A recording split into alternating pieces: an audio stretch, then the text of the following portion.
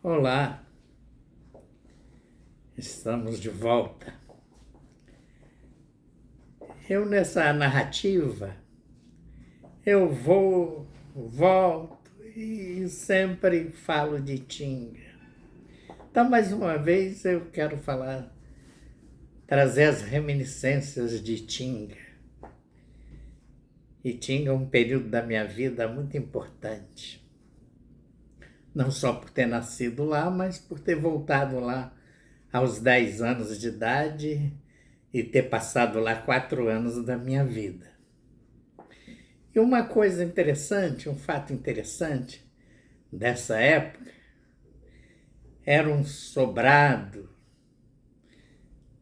que eu gostava de passar ali naquele beco, e que diziam que era o colégio do Padre Emiliano. Padre Emiliano, um padre, filho de Tinga, e que passou teve um bom período em Tinga, onde colaborou muito para o desenvolvimento cultural. Ele levou cultura para as pessoas mais humildes de Tinga. E nesse colégio do Padre Emiliano, houve incentivo, houve cursos de música. E com isso, Itinga teve vários músicos, inclusive um deles, meu tio Adão, que tocava pistão, trompete, meu pai, que tocava trombone de vara. Me lembro do Zé Coati, que tocava bombardino, o Trajano, que tocava clarinete. Mais tarde ele passou para o saxofone. O Zé de Zaia, no acordeon. Então o Padre Emiliano foi importante nesse aspecto cultural da cidade. O Padre Emiliano era um padre preto, tão preto quanto a batina dele, que na época os padres rigorosamente usavam a batina. E o Padre Emiliano era bem preto. Nesse tempo que eu passei em Tinga, o Padre Emiliano já não estava mais por lá. Voltando depois para acompanhar os momentos finais da mãe dele, que estava muito doente e veio a falecer. E nessa ocasião eu conheci o Padre Emiliano, me lembro dele falando: "Ô Zaia, Zaia, ô Zaia". Zaia era a mãe dele. E essa história do Padre Emiliano, conta-se, né? As histórias lá, se contava que o Padre Emiliano, no tempo desse colégio lá, que ele passou lá um bom tempo, ele deixou lá inúmeros filhos. Inúmeros filhos. Produziu lá uma prole bem grande. Mas então essa história que eu queria contar do Padre Emiliano.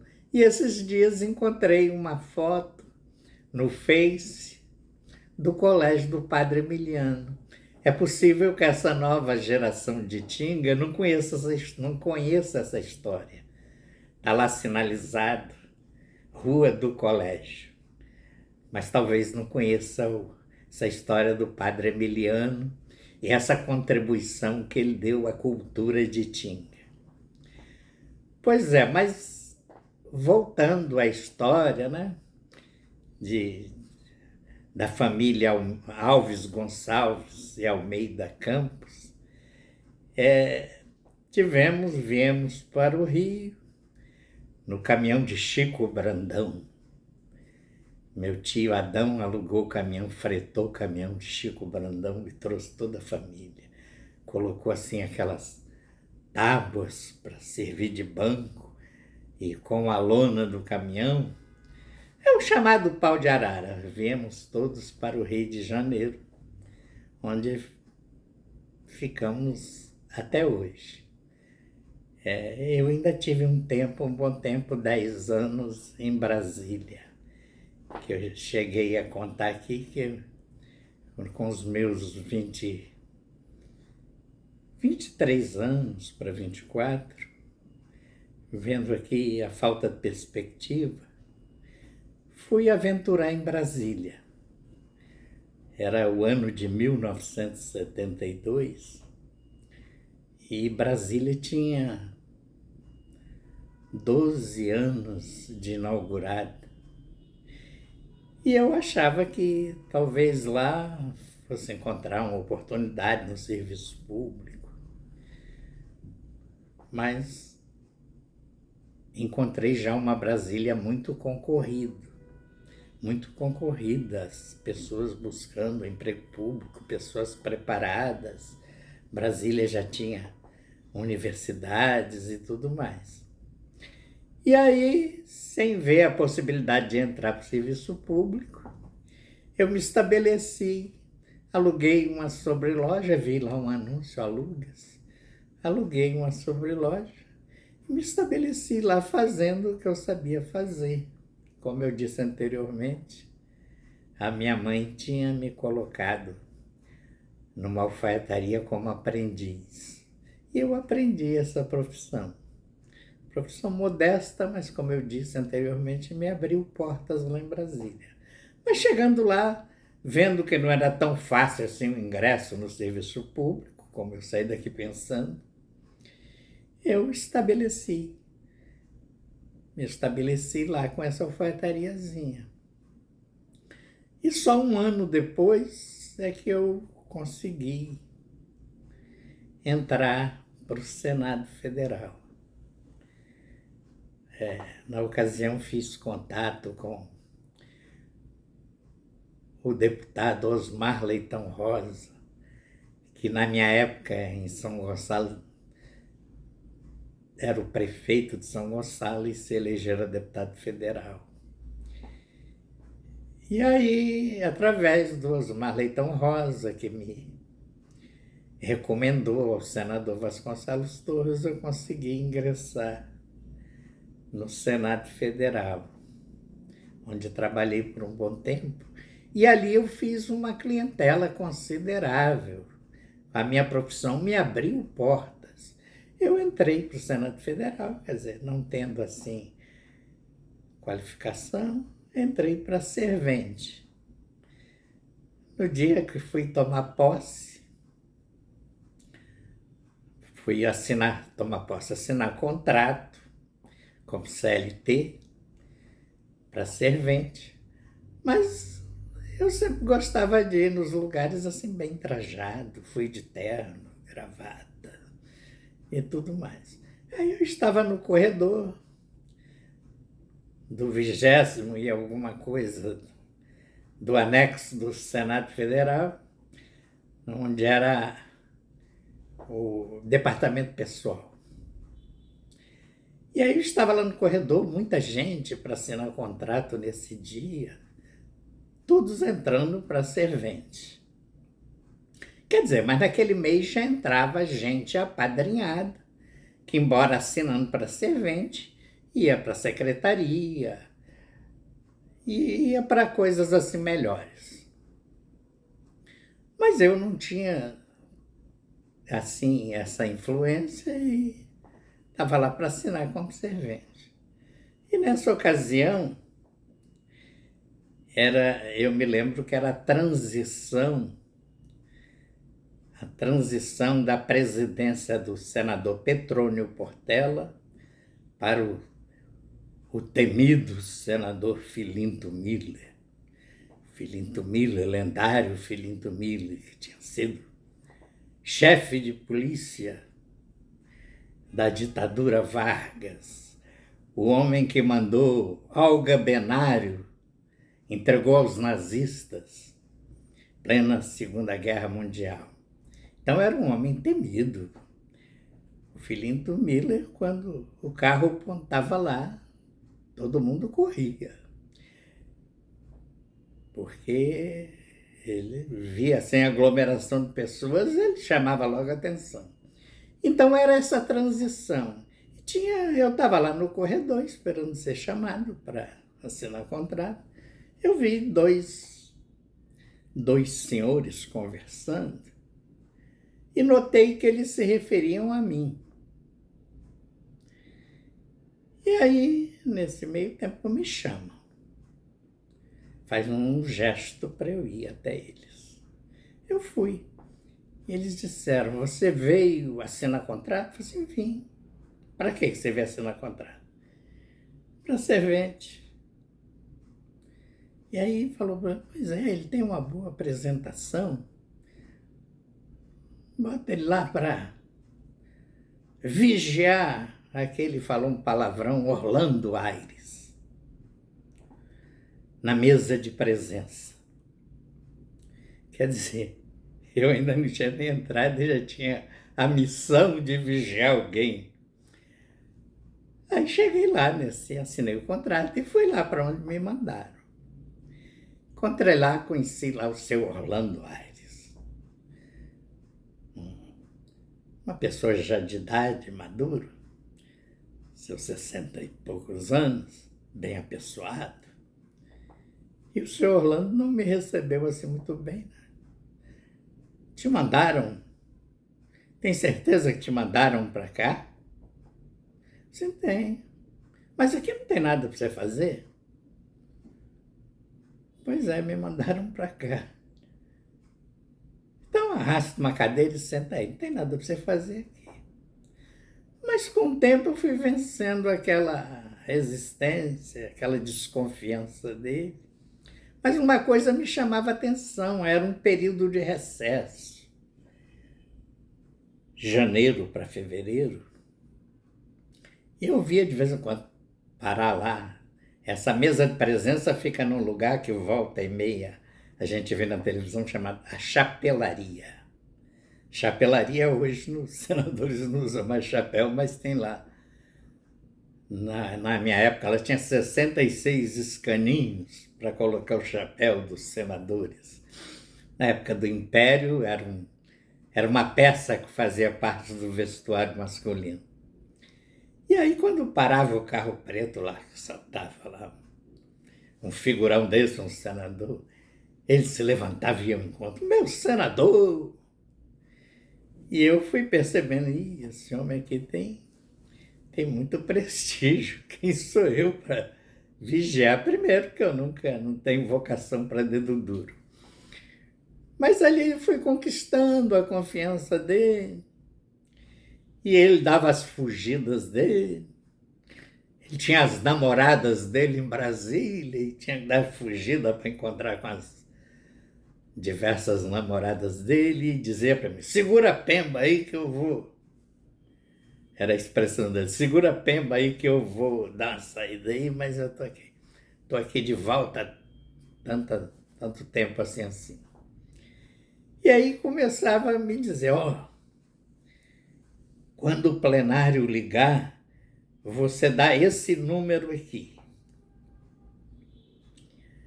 Eu vou chegar antes, mas se eu, por qualquer motivo, no trânsito, demorar um pouquinho mais, se ligarem perguntando quantos compareceram mais, aí você dá esse número aqui.